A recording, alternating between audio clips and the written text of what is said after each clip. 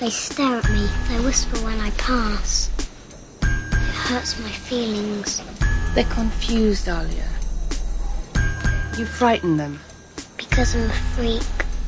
You're not a freak. Who has said that? No one.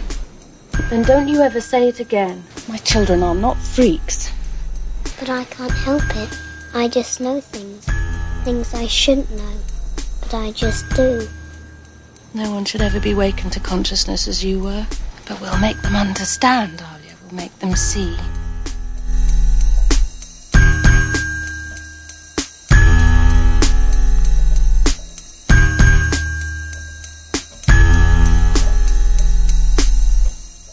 It's Vegan Freak Radio number 54.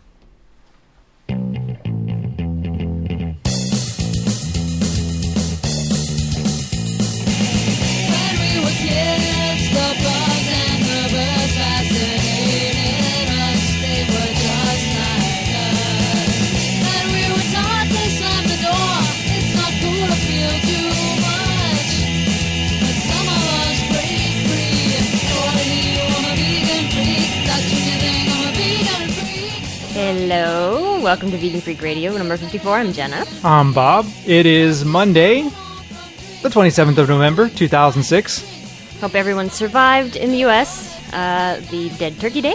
I hope so, too. Dead Bird Day. That's what I call it in class once. I'm like, but it really is Dead Bird Day. It is, unfortunately. I agree, unfortunately. I was thinking the other day about, man, how many millions of turkeys must be killed just for that day. Yeah. It's really screwed up. It's really sad. Did I say screwed up instead of fucked up? You did. What the hell's wrong with you? I don't know. I've been talking too much today. 2.5 hours of lecture, and now I come here and do a radio show. All right. I hope I don't lose my voice. Yeah. just hope that. What? Just hope that you don't lose your voice. I hope not, because I have a big class, 60 students. One of my classes I lecture without a mic, and I leave there. I'm usually kind of hoarse. So I'm feeling a little... I don't know. My voice feels kind of odd today. You need a soothing tea. I had a soothing tea. Okay.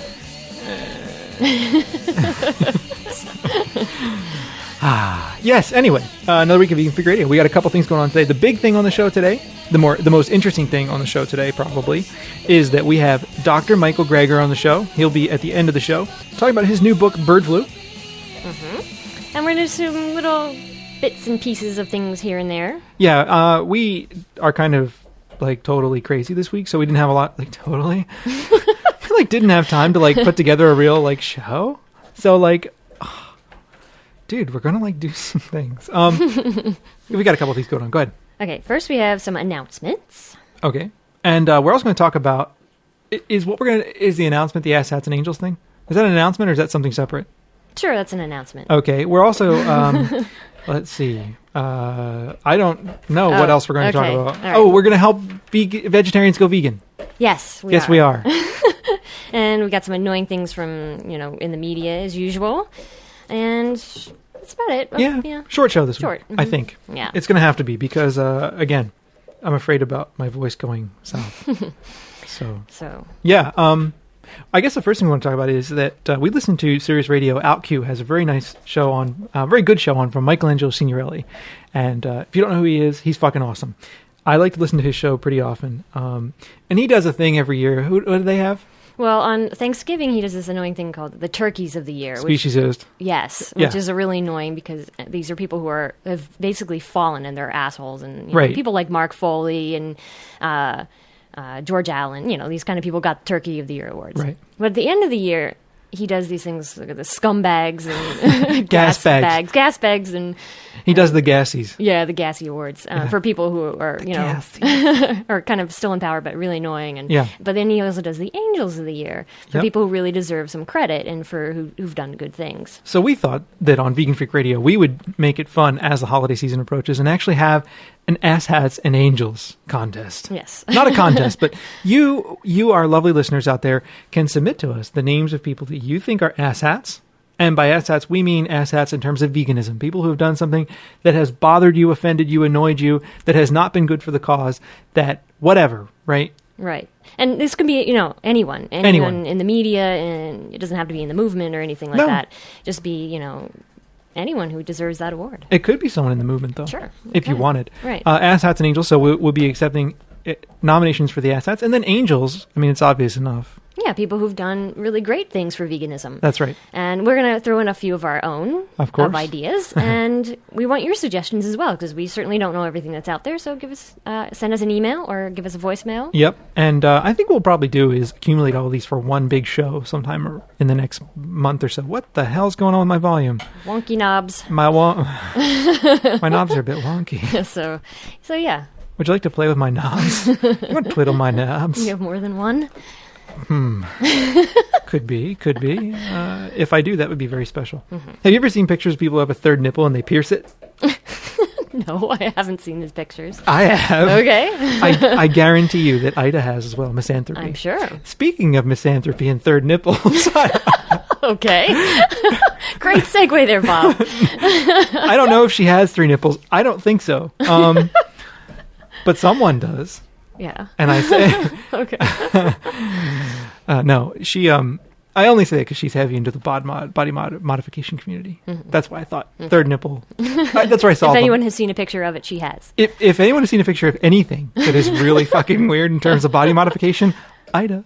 Okay, speaking of Ida, we need to offer a very special Vegan Freak Radio congratulations to Ida and Richard, or Misanthropy and Living in Photographs on our forums, because everyone get close to the radio. They got married. Yay! Oh, wait. We only have the yay. I only have the booing. Boo. Okay, now shut No! Yay! Just think that that's yay.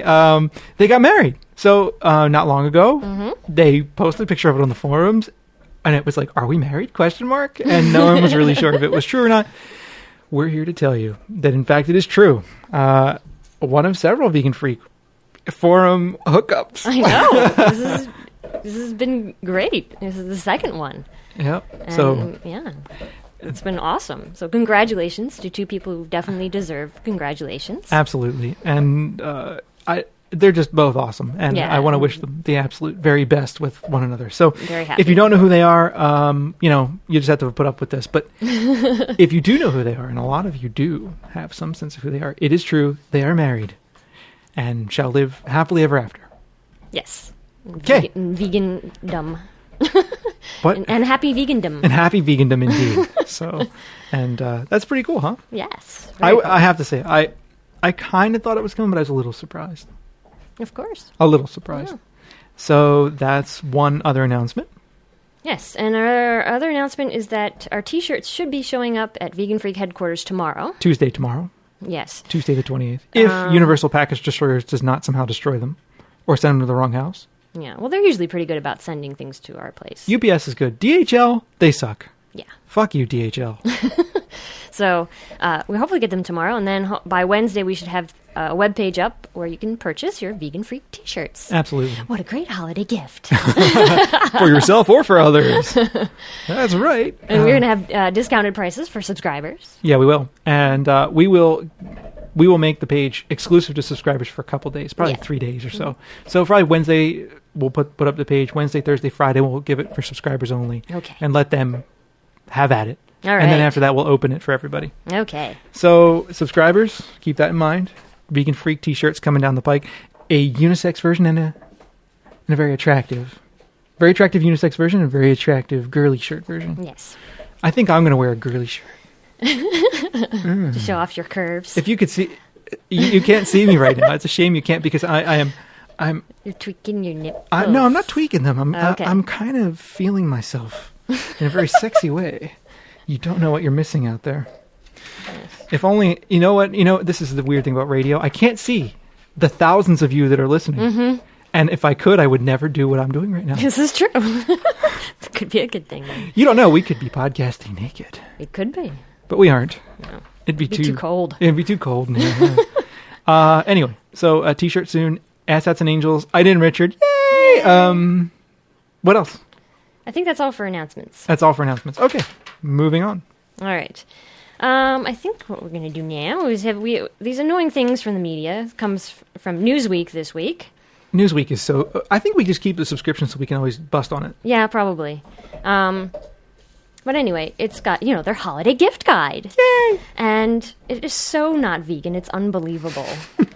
And actually, Bob ripped these out this week. Okay, this is the page of Fashion for Her. Okay, starts off with freshwater, pearl, abalone, and crystal dropped earrings. Oh, wait. Okay. I'm coming. Okay. Non-vegan. There we go. All right, for only $345. A very dead jacket, gray fur coat, and it looks like rabbit. Non-vegan. Your death for the low price of $4,715. Okay, the top, that's vegan. Scarf, 100% baby alpaca. Non-vegan. Yes. Odd vegan. Odd vegan. A mink and leather fur bracelet. Non-vegan. Cashmere gloves. Non-vegan. A red leather wallet. Non-vegan. A burgundy mohair bag. Non-vegan. And black leather boots. Non-vegan. Now, that is like the most not vegan outfit I have Non-vegan. ever heard of. And the pants, probably wool, they don't say. This is in the gift guide, too. Yeah. It's like fashion for her. It's just absolutely disgusting. Okay, number one, right? All the species is bullshit aside. The fur, the leather, the mohair, the baby alpacas. Baby alpacas. I know. Come on, people. Baby motherfucking alpacas. Okay, baby alpacas, all that stuff aside. This shit costs a lot of money. I know. I mean, that entire outfit is probably ridiculous. The earrings, $345 US dollars. US Earth dollars. The jacket, $4,715. So what we're already above $5,000 there. The top, $466, so $5,500. The scarf, $325, $5,800. The fur cuff, $300. So we're at what's that? $6,100. The gloves, $50. So basically still $60. Wallet, another $58 from Banana Republic at that. Keychain, $125 motherfucking keychain. Now, come on, are you really that bourgeois? Do you really need $125? Does anyone need $100? This is like that guy who had the umbrella stand made out of gold in his house. The CEO of Tyco International. He was wasn't it him? Yeah, I think so. Or was it Adelphia? One of these fat corporate pigs. Species terminology. Yes. Fat corporate cats. No. Capitalist Assholes? bloodsuckers. There you go. Another one of these capitalist bloodsuckers who had a $16,000 gold umbrella stand in his house. Yeah. Like Lewis Black said, some of us already have an umbrella stand in our house. It's called the bathtub. Yeah. Anyway, point is, this is a very expensive outfit. And, Jenna, I love you dearly, but there is no way on God's green earth I would ever spend $7,000, $8,000, or $9,000 on an outfit for you. Good. For Christmas. I certainly hope not. Because I know if I did, it'd be the last thing I ever did. And especially not full of dead animals. Well, this is just it's disgusting to me that in a mainstream magazine like Newsweek, they're pushing fur. Yep. And they have this other page too. This one is the splurges. Under the splurges, it's the Epsy clutch. So beautiful, she carried around the house. Do we mention it's made of brown mink and chartreuse satin and has a snake brooch? Santa baby, $1,050 from www.christianlouboutin.fr. I don't speak French, but I'm guessing if I were in a cafe somewhere smoking, that's how I would say it. Christian, in case you want to go to the website and tell them how much they suck, CHRISTIANLOUBOUTIN.fr. I should think a better thing to do to tell Newsweek how much they suck. That's a good idea, too, because they do suck. Yes, and I'm sure Newsweek.com is probably their website. So, yeah, tell them. Tell them all they suck. They suck. Tell them they're vegan. For pushing fur. And especially, right. I mean, it's so frivolous. It's so disgusting that, that purse, $1,000, $1,000 for a purse. Who the fuck needs a $1,000 purse? I don't care what it's made out of. Yep. And to be made out of a mink, it's just, ugh. All right.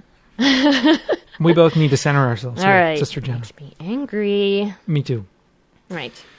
This is the thing, though. I mean, it's frustrating to live day to day in the world when you get so frustrated by, things everybody else thinks is normal, are normal.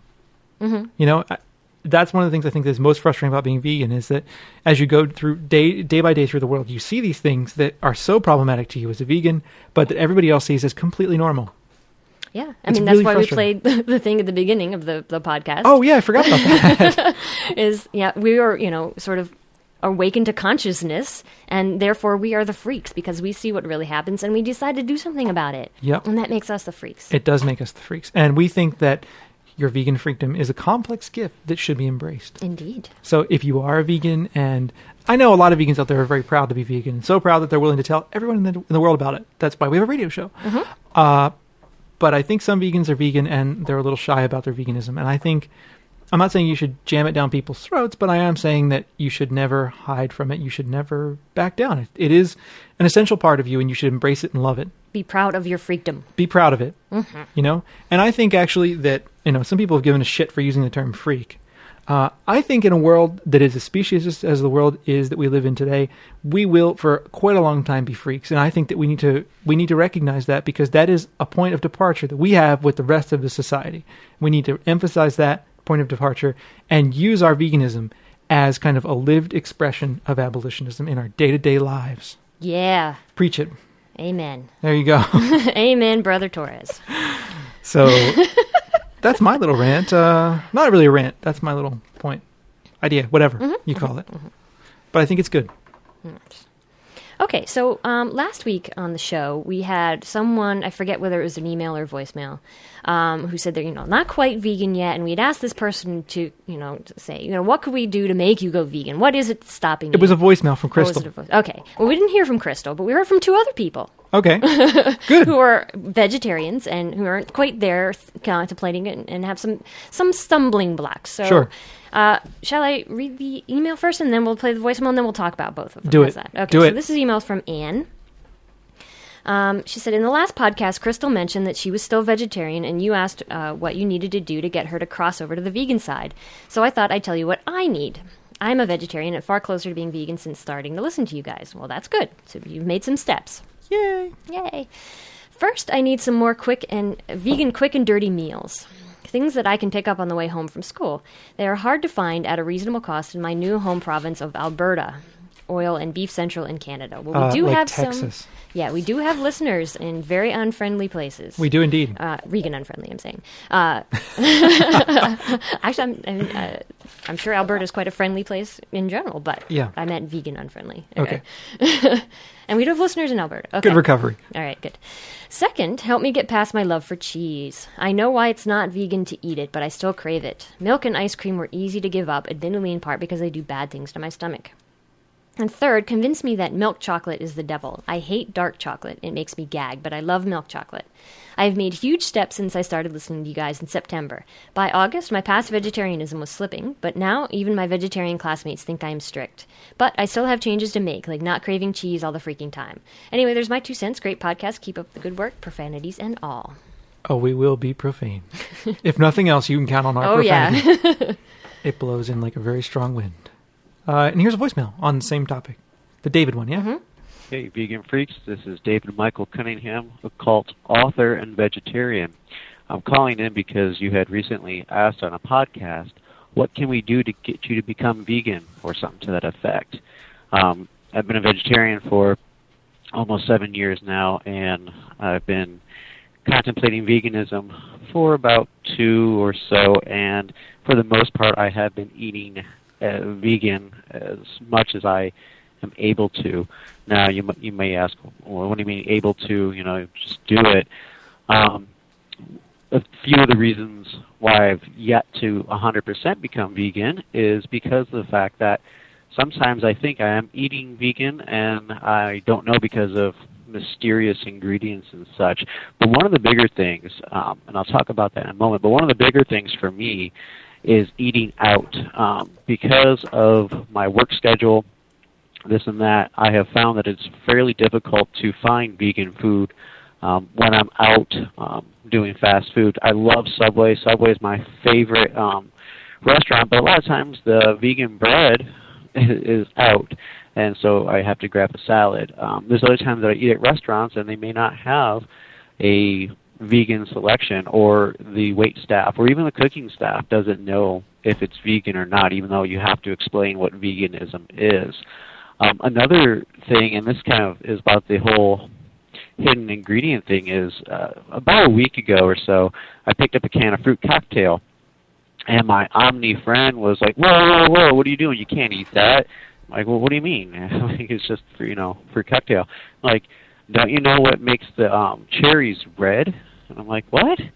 Like, They grind up insects. They make it red. And I thought it was a whole, like another one of those earthabate thing. I was looking. He's like, it's carmine. Everybody knows that carmine are dried up insects. I'm like, carmine. So I look on the ingredient. Sure enough, CARMINE. Like, whatever. So I buy the stuff and I go home. Well, due to my nature, I happen to use a lot of reference books and things of that sort. So I look it up. Sure as anything, carmine is made from dried, I believe it's pronounced cochineal insects. And it's out there. It's not like the earthabate myth. And I was kind of devastated because there's just all these little things that, wow, I don't know about. And it's frustrating because even trying to eat it as a vegetarian, sometimes I get duped and I don't know about it. What I'd almost need to become 100% vegan is to have like a little vegan freak guide walking around with me, being my guide, saying, hey, don't eat that, you can eat this. Hey, you should think about this restaurant because it's good. And if I had a little vegan freak guide around with me for about 2 months or so, I'm pretty sure I'd be pretty good, unless I, of course, accidentally ingest things. I love you guys' podcast. Thank you very much for providing the information that you do. Keep up the good work. All right. So. Well, how should we? What order should we answer those in? Well, there's a lot of things there. Okay. Let's go with the cheese first. Okay, we'll go with the cheese first. All right. There's a book. I hate to be shamelessly self-promotional, but this is my show, so I'm going to promote my book. There's a book called Vegan Freak, Being Vegan in a Non-Vegan World. And we wrote the book largely for people who are in the position of both of these folks who have emailed and called. And I'm not trying to tell you this to sell the book, because I'm actually surprised at how many of these we've sold, to be honest with you. Mm-hmm. Right? I'm just telling you this because we wrote the book not to make money on it really, but actually to get people to go vegan. So I'm telling you this because we wrote the book. We have a lot of things in the book about how to go vegan, how to break loose. And how to move beyond. It's the kind of thing that we would have wanted when we first became vegan. Like a guide to helping you, okay, this is what you need to know about in order to be vegan. If you're already vegan, you're not going to find a ton of things in here that you don't already know. Mm-hmm. Not to say that you might not find it entertaining, funny, and or, oh wait, what was the word on Amazon someone used? Fuck, I can't remember. It was negative. Pompous? No. I believe someone called us pompous. We are pompous. Fuck. Smug. Smug. Yes. Smug. Yes, that's what comes. Have you ever seen South Park? That's what comes out of the back of your Prius. Out of your Prius. No offense. I know we have listeners and subscribers who are driving their Prii or whatever you call them. Anyway, I want to say that for those of you that aren't quite yet vegan, I understand your predicament. For a long time, I too kicked around the idea of veganism. At various times, I would put it off, or I wouldn't think about it, or I would find excuses for myself not to do it. I would think, oh, it's inconvenient, I'll do it later, or I know I should probably do it, but I don't have time now, and I don't really want to think about it now. But finally, one day, for some reason, something kicked me in the ass, and I decided I had no choice but to go vegan. And I decided that on that day, that the only way that I was really going to go vegan was to just do it. I decided one day, I said, next day, tomorrow, I'm going to be a vegan, And I told Jenna, and she was like, yeah, maybe we should do that. So, we talked about it for a little while, but then we decided that there was a day where we were just going to do it. Mm-hmm. And that, in addition to reading other things, has led to what we promote as the cold tofu approach. Now, other people have other ideas about how to go vegan. I think the cold tofu approach is a very good way to do it. And I'm not just saying it because I wrote about it in this book. But I thought we would do a little reading from the book of Bob and Jenna. Chapter 1, page 6. Okay. Under Going Vegan, the Cold Tofu Approach, we have written the following. If you are an ovo-lacto vegetarian who isn't yet a vegan, and you're looking for advice for going vegan, our advice is simple. Stop eating animal products today, and give it 3 weeks before you decide that you must go back to eating dairy and eggs. If your commitment to animals is strong, is 3 weeks without cheese that much to give for the cause? 3 weeks isn't much when you think about it. It's just 21 quick days. That's 7 days fewer than it took zombies to take over the UK and 28 days later. Or if you prefer cheesy movies, that's 7 fewer days than it took the character that no talent Sandra Bullock played to get clean in 28 days. 21 days is less time than you'd have to spend as a contestant on the average crappy reality TV show. Do you have a tattoo? If you do, it took your tattoo longer than 21 days to heal. Point is, 21 days isn't that much, but it is enough time for you to prove to yourself that life is easy to live without animal products, and trust us, it is. Going cold tofu is actually easier than weaning yourself off of animal products by gradually reducing the amount you eat over time. To take an example, let's say you really love cheese, and this one is written for all of you cheese lovers out there. In your mind, you imagine that life without your beloved cheese would be like life without Sunny Days cute puppies and chocolate, or in Bob's case, Sunny Days cute puppies and cold beer. If you decide to phase it out by eating only a little each day, you're actually giving the thing you're working to consume less and less of even more power. If you plan on phasing out cheese over 3 or 4 months, you'll eventually look forward to even the tiniest bit of it as if it were some reward. On the other hand, if you go cold tofu, you may tremble and suffer like an Atkin withdrawal for a day or two, but after that the suffering will decrease. By day 20, cheese might even look nasty to you, or perhaps you'll be a lifelong non-cheesing cheeseaholic. So the point that we're trying to make there is that you need to, I think the best way to do it, really, is to recognize it's difficult, and to know that in it being difficult, you just need to put the cheese down and walk away from it and decide you're not going to do it. Indeed. What do you think? I agree, because in one of our early shows, we read a report on how casein, which is the protein in cheese, is addictive because it has properties that make you feel good when you eat it. And milk and ice cream aren't the same way, because in cheese, it's concentrated. Right? So cheese is more addicting than milk or other dairy things. Casomorphines in it. Yes, casomorphines. And they actually have a physiological design, right? Mm-hmm. The idea is to get the young calf coming back to the mother. Yeah. So it's got that component, that natural component to it. But you need to recognize that you're also, like the calf coming back to the cheese mother. And at a certain point, you just got to cut yourself off. Cheese is the hardest thing for people. And I actually, believe it or not, used to love cheese. I wrote part of my dissertation on cheese. I look at cheese now and I am disgusted by it. Yeah. Well, one of the other things that also gets concentrated in cheese is pus.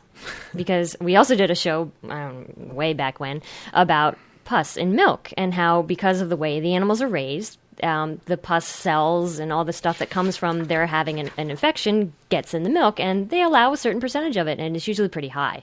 Yep. And so that all gets concentrated in your cheese too. Not to mention that casein has been found to have links to cancer. Just read the China study. Yeah, by T. Colin Campbell. Actually, that book argues that casein is a very strong cancer promoter. Mm-hmm. And above all of that, if you're a vegan or you're contemplating veganism because of animal rights reasons, milk and dairy is probably even worse for the cows than beef. I think so too. Right? In terms of suffering. In terms of the suffering. They take away the calf so that we can take its milk. The calf goes to veal. Right. There is no way around it. The calf goes to veal, and the calf is just killed within months. Right? And either suffers or is killed within sometimes days. Sometimes 1 or 2 days. Right. Those Hungry Man veal, for those of you who live outside the U.S., these are frozen dinners you can buy. And there's a veal version, I think. I'm sure there is. I'm sure there is, too. That's the cheapest veal that comes, within a day or two after a calf is born. Or it goes to dog food. Or dog food, indeed. Yeah. And the cows are kept pregnant in order to be giving milk. That's the only way they give milk, is when they have babies. So they're artificially inseminated. They're kept pregnant. They're kept in these horrible conditions, shot up with antibiotics and hormones. And, that's what goes into your milk. All that suffering and all those horrible chemicals go into the milk. And there's no reason for cows to have to suffer for that, for something that's designed for baby calves. I agree. Not designed for us. Well, and that's the thing. I think part of what it is that ultimately some people are different. Everybody's in a different place, and I'm trying to have, I want to understand that, and I want people to think about that. I know a lot of the long-term vegans out there are yelling at me like, "Stop being so, so soft," right? But people are in different places, and I think that we need to recognize that. But I also think that regardless of where you are, you have to recognize that animals are suffering for. If you're eating animal products, animals are suffering for that product, and at a certain point, your knowledge that animals are suffering for that product needs to outweigh your convenience and your desire for taste. And for me, it was a matter of having a clear conscience. It was completely a matter of having a clear conscience. Like, I know that it was nothing about anybody else at all. Not other people. It was about me and my relationship with animals. When I came down to it, I thought, I want to be able to look at animals and have a clear conscience about it. you know. And when I'm alone, I want to be able to have a clear conscience about what I'm eating. When I'm out, I want to have a clear conscience about what I'm eating. So in a sense, I felt like it was what I had to do in order to be honest to myself and honest to the way I want to live in the world. Mm-hmm. I'm speaking from the heart here. Indeed. No, but it's true. Yeah. And I think that for some people, it's easy to forget about that. Mm-hmm. Because I think ultimately the best reasons for going vegan are ethical reasons. I mean, health veganism, yeah, it's good for you, right? But I feel like health veganism is really more like strict vegetarianism. I think of veganism as a lifestyle that encompasses a compassion for other beings. Indeed. And that way you think also about leather and fur and all of those other items that wouldn't, you could still own those and be a health food vegan. I mean, you wouldn't, I would say strict vegetarian, not vegan, but whatever. Sure. Anyway, semantics. Okay. But to curb your cravings, okay, don't eat, like we said, go cold tofu. Just decide on a day and do it. Indeed. And get a copy of the Uncheese Cookbook. Yeah. I don't know, though. I actually think that, I want to disagree with you. Okay. Is that all right? That's fine. You can disagree with me. I think that the best thing to do is just stay away from cheese or cheese substitutes. Just get away from it. Because if you eat cheese and you go and make a cheese substitute, you're going to be disgusted with the cheese substitutes. I'm not going to lie to anybody. That's true. There is only one sufficient cheese substitute I have ever had that I thought, wow, this is the kind of thing that I need to sell to people who aren't vegan yet but want to be. And that was Cheesely. Yeah. That was just absolutely goddamn amazing. And right now you can only get it in the UK. Right. That was the only one. But I would say if you're going to try to leave cheese alone. Step away from it. Don't even make the substitutes. We didn't make the substitutes for a long time. Actually. Yeah. Step away from it. Try something new, and just walk away. I'm wondering, how much cheese do people eat? I forget. It's been years since I've touched the stuff, but cheese is so hard. Do people eat that much of it? Yeah. Huh. I mean, it's a lot easier to find things loaded with cheese in a restaurant than it is to find things without it. So we need to kind of focus this a little more. So okay. Go Sorry. ahead. No, it's all good. But you're right. After 3 weeks is one of the other reasons why we suggested that in our book, is that your tastes do change. You lose your cravings for it, and you start realizing that, oh wow, things really do taste a lot better without all the grease and pus. Absolutely, and they do. They do. And the weird thing is that I've had accidents, not where I've purposefully eaten things, but where I have had things served to me that had cheese on them. Not cheese, but usually cream or milk or some butter or something. And I can really taste it now. Mm-hmm. And it's kind of disgusting. It's gross. So I know for a lot of you out there who are still eating cheese, a lot of vegetarians, you find what I'm saying absolutely, completely dumbfounding that anyone would not like cheese, that anyone could possibly move to that point. But I have to tell you, my name is Bob. And I used to eat cheese. No, I did used to. And I understand that you like it, but I think ultimately you just got to put it down and walk away from it. That's the best advice I can give you. Because I just think if you keep phasing out, it's not going to happen. Yeah. Just try it. 3 weeks if you care about animals, 3 weeks is not that much time. Not at all. It really isn't. And the same thing for the milk chocolate. If you don't like dark chocolate, there are some rice milk and soy milk chocolates out there. And almond milk chocolate? Almond milk chocolate. And you can try these. They're not going to taste the same, but after a while, you don't notice the difference. Honestly. It's time for us to plug our advertisers over at podcast.veganfreak.com, like Cosmos and Food Fight. Indeed. Both of whom have several very nice substitutes that I've eaten and gone, wow, that's pretty good. That's really good. They have got, Cosmos has a lot of chocolate, and don't they? Yes. Yeah, they do. And Food Fight, it's got some junk food, so you can always find that kind of stuff, and they're surprisingly good substitutes. Yes. And unfortunately in Canada, it's going to cost you a little more to get them from the U.S., but I'm sure there's got to be someplace in Canada to get them. I don't know, but people, Ida lives in Canada, and she always has stuff shipped, and that's it's not, exorbitantly, insane. But of course, the best soy milk chocolate I've ever had is also only in the UK. Damn it. You guys have it really good over there. You do. I'm jealous. So anyway, let's step away from that. And I'll tell you what. If you want to talk to us about this, you can email us and we'll email you back. We're willing to help you. We're willing to help any of you out there to do this. Mm-hmm. I can't guarantee you that we'll respond to your email very fast. We try, but sometimes we get a little overwhelmed. And we want to help you go vegan because, contrary to popular belief, we don't get a toaster from vegan headquarters, I just think it's one of the best things you can do. I think it's the best thing you can do right now, today, any of you can do. to prevent animal cruelty. Yes. Okay. Okay. To the voicemail. Yes. Well, we don't have a vegan guy to go around with you, a person, but we do have books that can help you. Absolutely. You could, again, plug our book. You get a copy of Vegan Free because we do go through the types of restaurants that tend to have more vegan food than others. Right. And it depends on where you are. You can always go for Chinese, and you can pretty much find something that they'll cook you vegan. Because the big thing to watch out for in Chinese food is egg. Well, we go through the whole, in the book, we talk about the different things one needs to watch out for in all the different restaurants. Exactly. So, watch out for egg, watch out for fish in Japanese restaurants, things like that. And so we give you a lot of advice on those. Right. And in some restaurants, you do have to be a little more pushy. Yeah. Right? And say, maybe have them cook you something separate, or, ask, okay, this isn't on the menu. Can you cook me X? Just maybe some pasta. If you have to go out, maybe some pasta, simple pasta, with olive oil and garlic. Who knows? You can ask for things. You have to be a little pushier than some people are comfortable with. But you know what? It's a restaurant. They're supposed to be catering to people. Actually, that's really interesting you mentioned that because a friend of ours just told me that a new Indian restaurant opened near here. And she's vegan and she went there and she said that they were very accommodating. Oh, sweet. That they were really cool about not having ghee and all that stuff. Oh, excellent. That's good to know. But anyway, you may have to be explain to people and be nice and... Especially if you go somewhere often, I think they're going to be willing to accommodate you. Yeah. And if they aren't, find another place. Yeah, exactly. And I think it just comes down to that. They would do it for people who are allergic. They would, and they should do it for you. And I think that you just need to let them know what they need to be doing for you. And you could find a place that will make you some vegan stuff and just go there often. I mean, there's 2 pizza places here where we can go out to eat and have vegan pizza. And they're totally cool with it.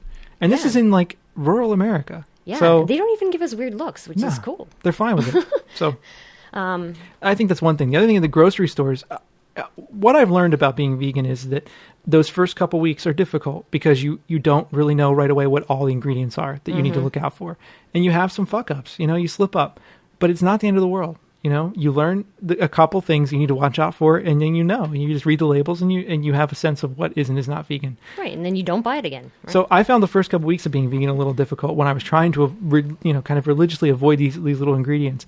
If you slip up, it's not like the end of the world, right? No. So no. Accidents are different than oh my God, I have to have a hamburger and I'm going to, and you're going to eat it. Exactly. It's a lot different. So I think it's okay, give yourself some slack. It's not like it's not. It's not such a big deal in that way. But I also think that if you learn what those couple ingredients are, you can very easily avoid them. And there's a book. Go ahead. Yeah, I was just going to mention the book. Do it. A to Z, Guide to Vegan Ingredients, or if A you're to Z. A to Z and you're in other countries.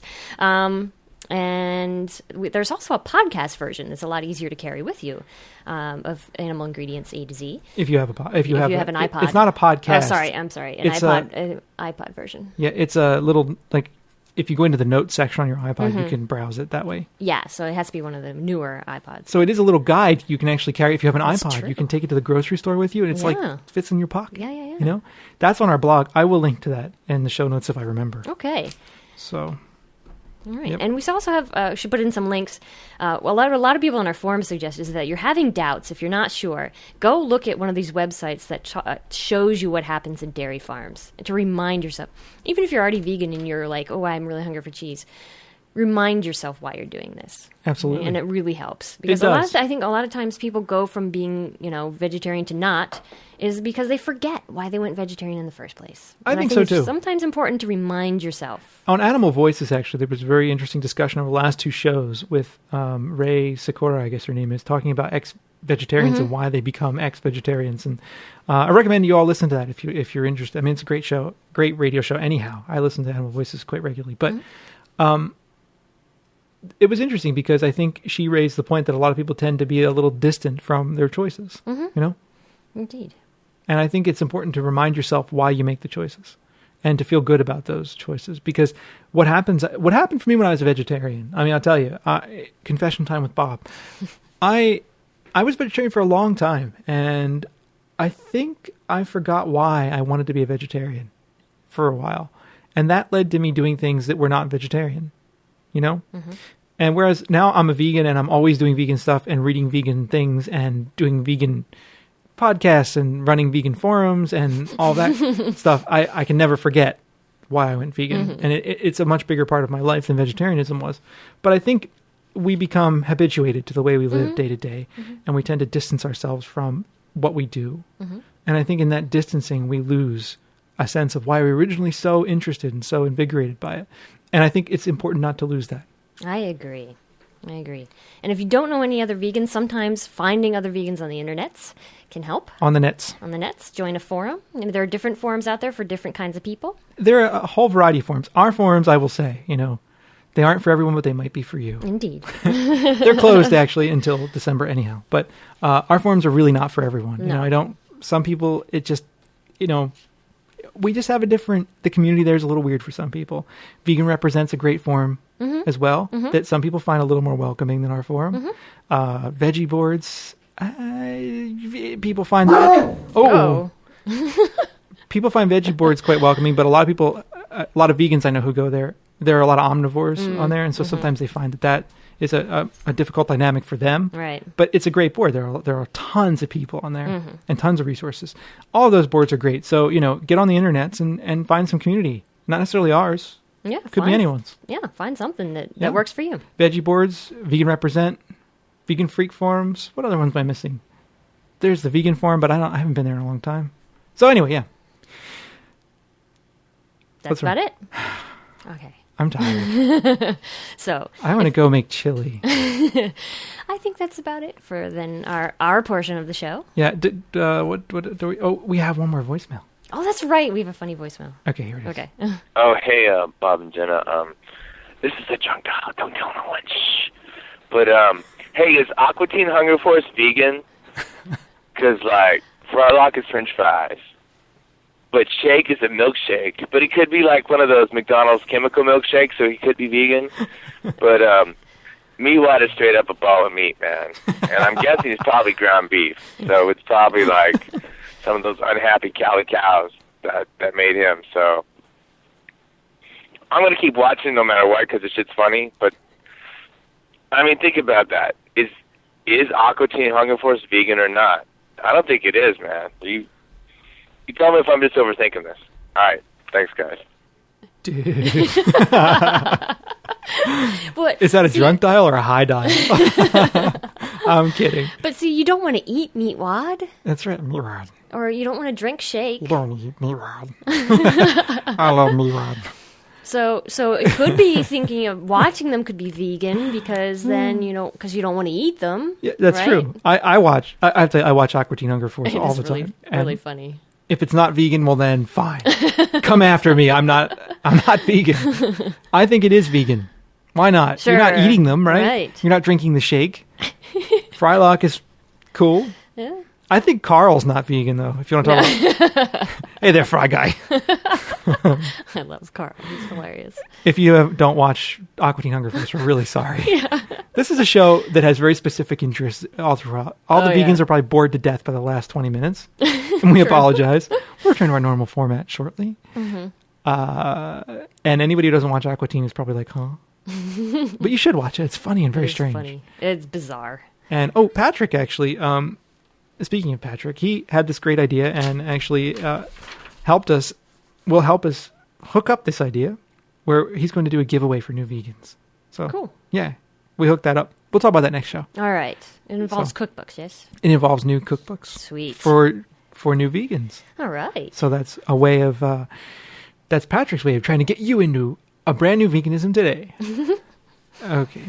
How about we move into our interview? Okay. It's good because I got to pee. Okay. Once again. TMI? No, you had to pee in the last show. Oh, yeah. Hey, but I'm getting old. Isn't this what happens when you get old? I guess. I don't know. Don't you have to pee a lot? I know. My dad pees a lot. Am I turning into my dad? No!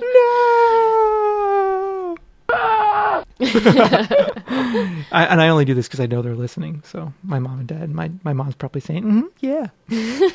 So the interview. We did an interview with Dr. Greger.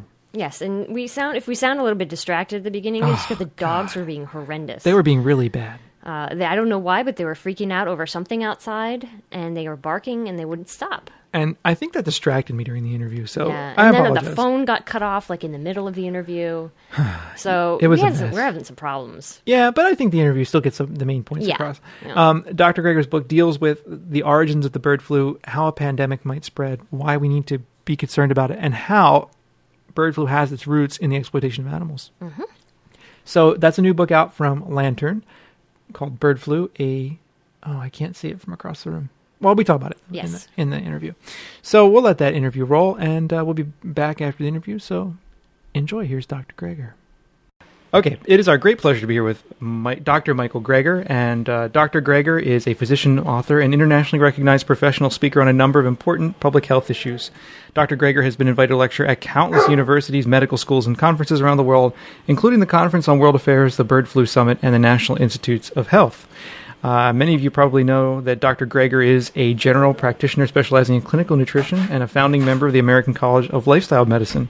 He is author of Heart Failure, Diary of a Third-Year Medical Student, Carbophobia, The Scary Truth Behind America's Low-Carb Craze, and his latest book, which we're going to talk about today, Bird Flu, A Virus of Our Own Hatching, as well as contributing to a number of other books on nutrition and food safety issues. Dr. Greger is a graduate of the Cornell University School of Agriculture and the Tufts University School of Medicine. And I also am a graduate of Cornell University from a program that was in their agricultural college. Anyway, as Farm Sanctuary's chief medical investigator, Dr. Greger debated the National Cattlemen's Beef Association director before the FDA and was invited as an expert witness to defend Oprah Winfrey in the infamous meat defamation trial.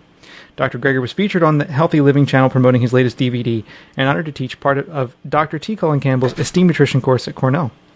Following his launch of AtkinsExposed.org, which is a great site, by the way, Dr. Greger resumed his busy speaking schedule promoting his last book, Carbophobia, published by Lantern Books. All proceeds he receives from the sale of his books, CDs, and DVDs are donated to charity. Dr. Greger is currently the Director of Public Health and Animal Agriculture at the Humane Society of the United States, helping forward their mission to create a humane and sustainable world for all animals, including people, through education, advocacy, and the promotion of respect and compassion. Dr. Greger is currently on a limited fall 2006 speaking schedule to promote his new book, Bird Flu, A Virus of Our Own Hatching.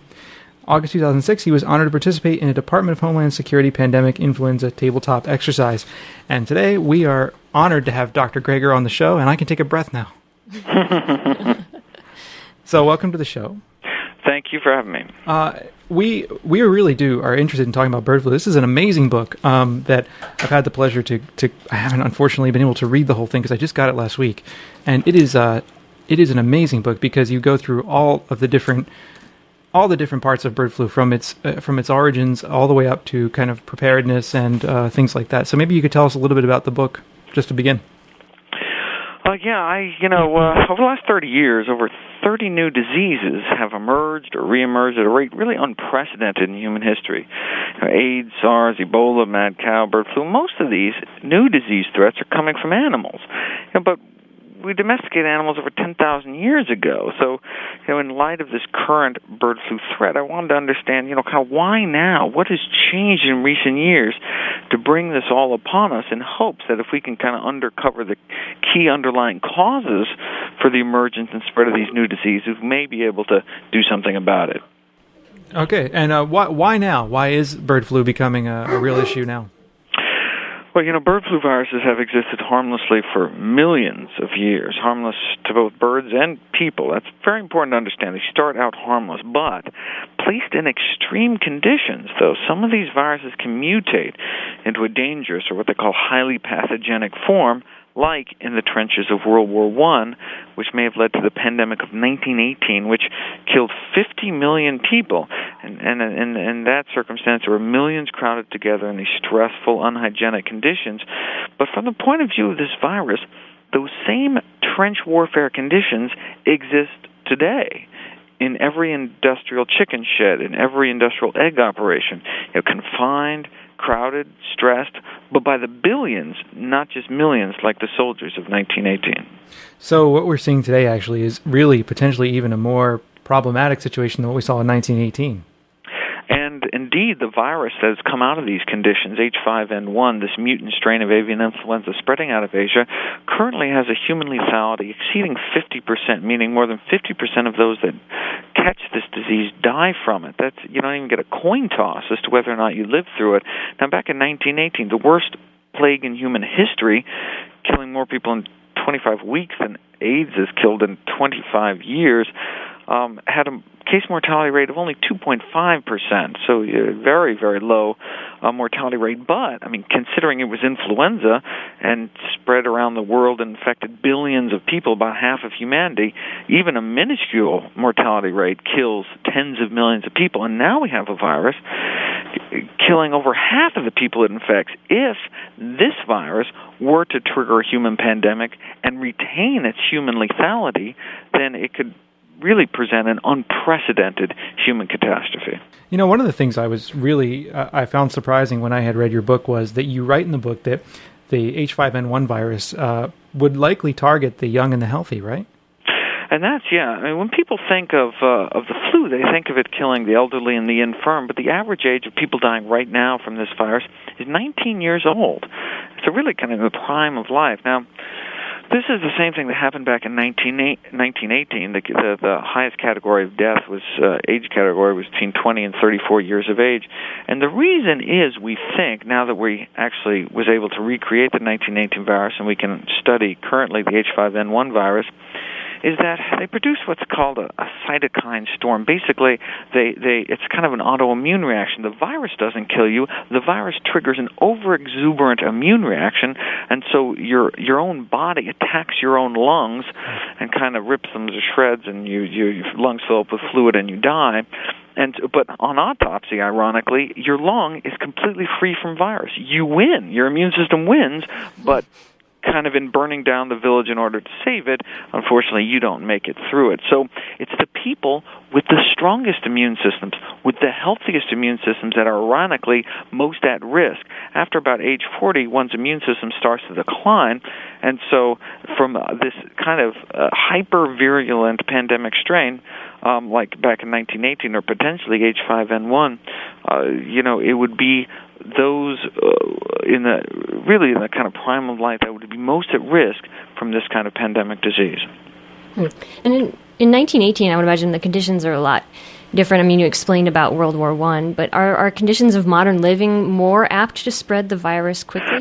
Unfortunately, the commercial airline travel basically, can spread this virus anywhere in the world in 24-hour period. And so if it were to transform, to mutate into a strain that's easily transmissible from one person to the next, just like the regular flu, then we would expect it to spread very rapidly around the globe in a way that post-pandemic, in previous pandemics, the virus was not able to do.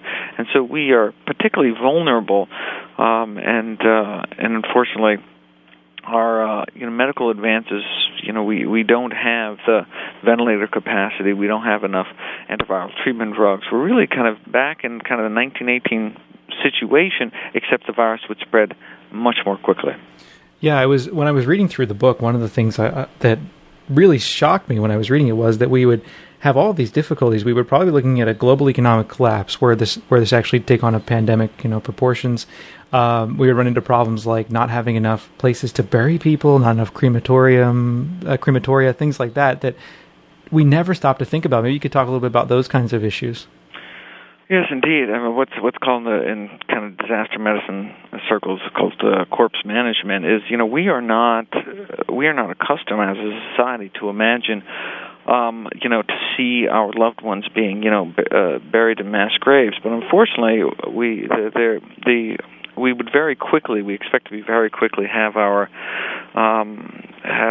current system overwhelmed, and unfortunately, we may indeed, at least in the short term, have to bury people together. Only hopefully later to rebury those casualties. But I mean, there's all sorts of plans floating around, from turning kind of ice roller skating rinks into kind of mass morgues, freezer trucks. I mean, the concern is how, when you have a system that's so overwhelmed, where do you store the dead is really a kind of a key issue. Interesting, in the United Kingdom, they've created these kind of inflatable morgues, essentially, that can be kind of set up and moved around, which is kind of a creative solution to the problem. But this is not just it's not so in addition to being kind of a public health issue, it really is a kind of psychologically, it's very important for people to feel that their loved ones are treated respectfully should they come down and die from this illness. And so it's certainly a kind of key priority for public health officials to try to figure out what we are going to do when handling potentially tens of millions or even hundreds of millions of dead worldwide. So I guess the one question that people out there who haven't read your book yet probably would have is this an if or is this a when? I mean, if this happens, we could look at this, or this is probably going to happen. I mean, how would you kind of come down on that? Well, the question is certainly not if, but when the next pandemic will strike. I mean, we do know there will be another pandemic, but no one knows when, and no one knows how bad it'll be. But with this H5N1 strain circulating in Asia with unprecedented human lethality, killing over half of its human victims, up to 60 million Americans come down with the flu every year. What if it suddenly turned deadly? That's kind of what keeps everyone up awake at night. The possibility, however slight, that a bird flu virus like H5N1 could trigger a human pandemic. So we really need to take steps now as a society, as a country, to prepare for the next pandemic whenever it strikes. So what is the government doing right now to prepare? Well, one of the things, it's set up this kind of public portal at pandemicflu.gov, pandemicflu.gov, which is really quite an excellent site. I mean, it's kind of evolved over the months. I think it went up October 2005. So it's been up for a year and getting better and better. And it has these pandemic preparedness checklists for businesses, faith communities, schools, all the way down to individual and family preparation. So what everyone can do and is urged to do by the Centers for Disease Control in terms of stockpiling weeks of essential goods and things to deal with the next pandemic. Is there something the government should be doing that it's not doing? Well, I mean, there's this kind of mother of all unfunded mandates. The federal government has been very clear.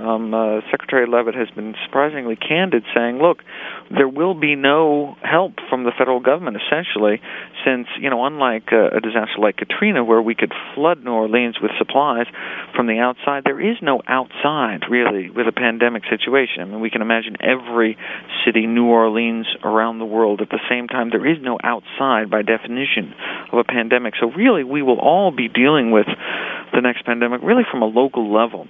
And so that's where the funds need to be. That's where the preparation needs to be. And unfortunately, thanks to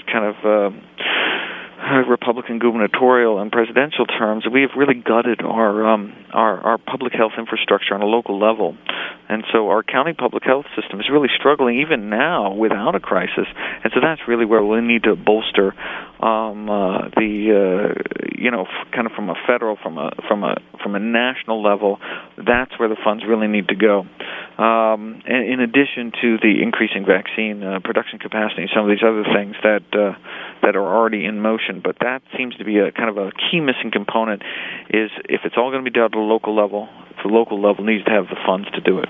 So if we were, in the book, you have a section called Surviving the Pandemic. How will we survive it?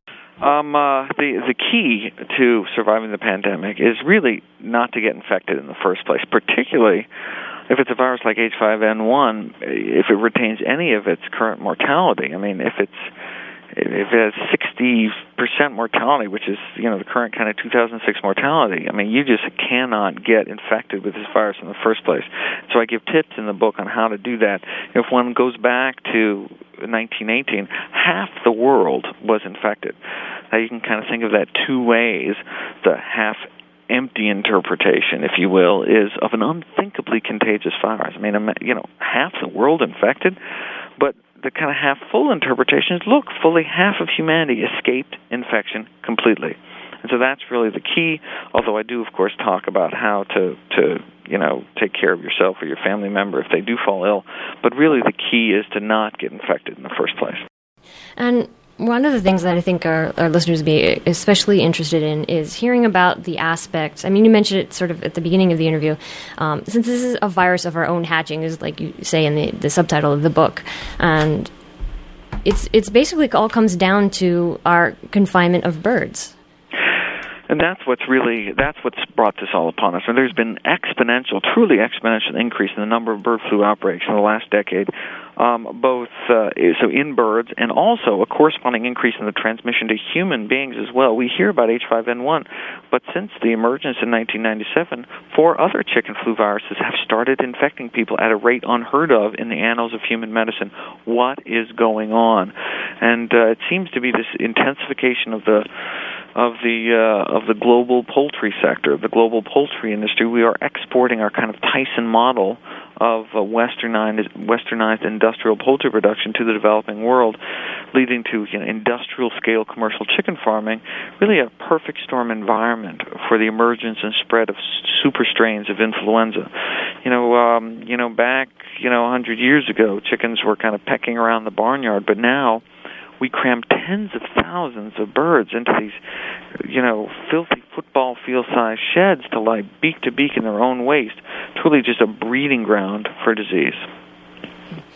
And is it basically, can we do anything about this? Is there anything that, we can, is it too late to change the system? Well, unfortunately, the United Nations is very clear that to prevent future outbreaks, we need to fight the role of what they call factory farming in the emergence and spread of dangerous bird flu viruses. Unfortunately, H5N1 has already been hatched, already spread and mutated into a more dangerous form.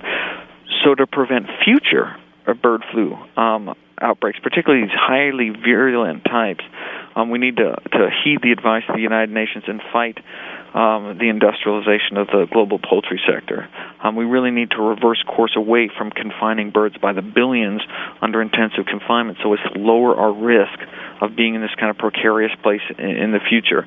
Unfortunately, right now, we don't have the political will to make drastic changes in the current poultry sector, I'm afraid, and changes will really only happen after, in a post-pandemic situation. It's kind of like Katrina, where you just don't shore up the levees, or you don't tend to shore up the levees until after the disaster. But in a post-pandemic world, if some of these predictions by really the leaders of the global public health world come to light, then humanity may really have to dramatically rethink how it treats their animals in general, particularly when it comes to birds raised for food. I think one of the more frustrating things is that we don't hear about that part of it in the news ever. I mean, the media doesn't really touch on it. They say, we could have this great big bird flu, but it doesn't really talk about it. Yeah, these factory farms are truly a public health menace. When you think of other foodborne diseases like mad cow disease, for example, if you don't want to get mad cow disease, you just don't eat beef, or you don't get a blood transfusion from someone who ate beef. But with these antibiotic-resistant salmonella in chicken, etc.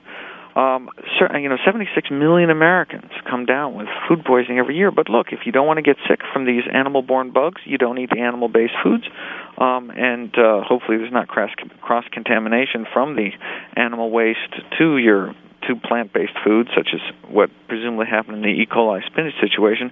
But, we have some control. Unfortunately, with bird flu, it doesn't matter from kind of a personal standpoint what one is eating in terms of reducing one's personal risk, because if this virus were to mutate into a easily transmissible form between humans, then we would get the disease just like we get the regular flu.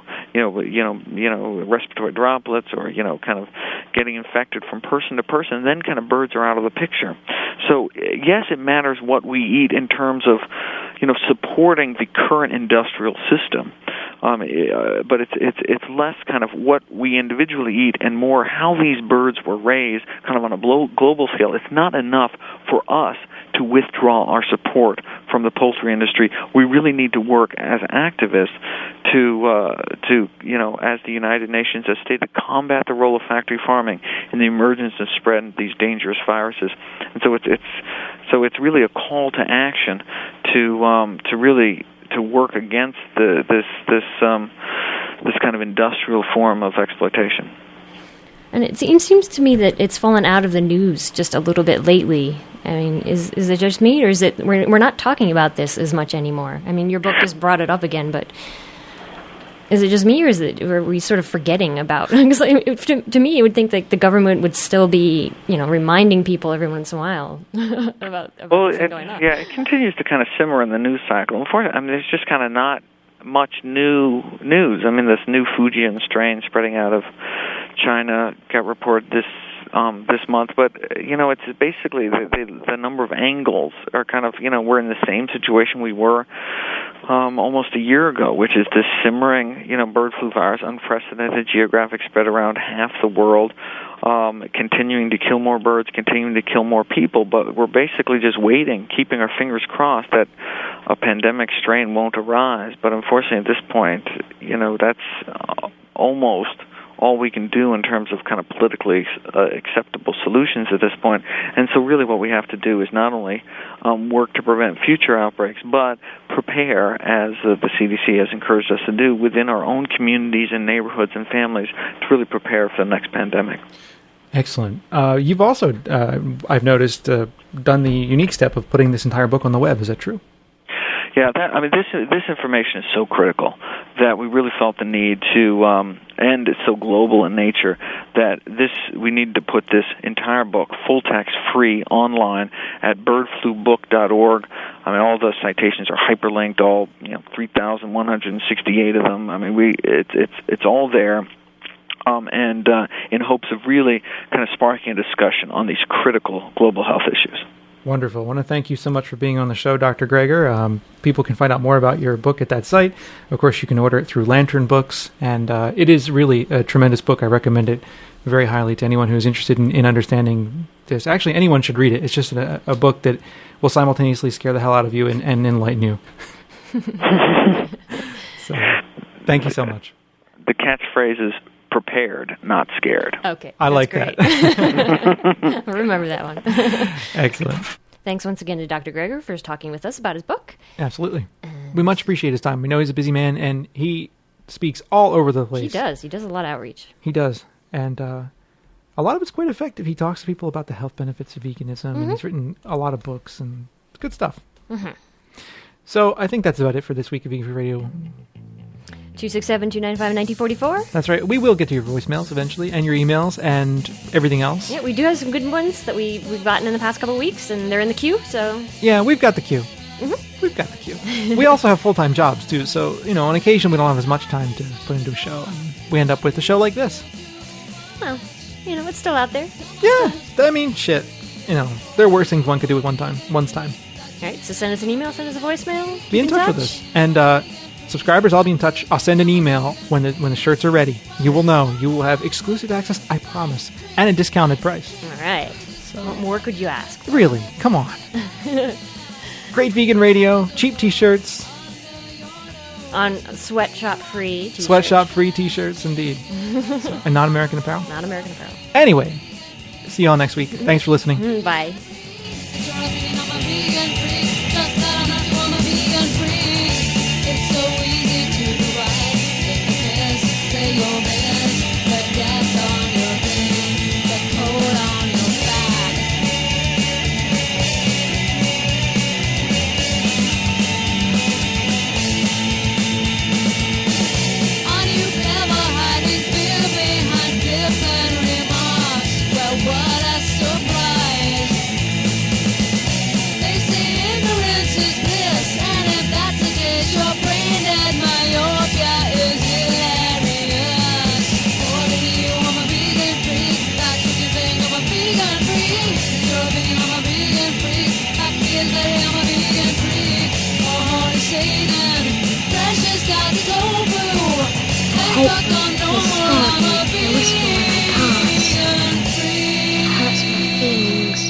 They're confused, Alia. You frighten them. Because I'm a freak.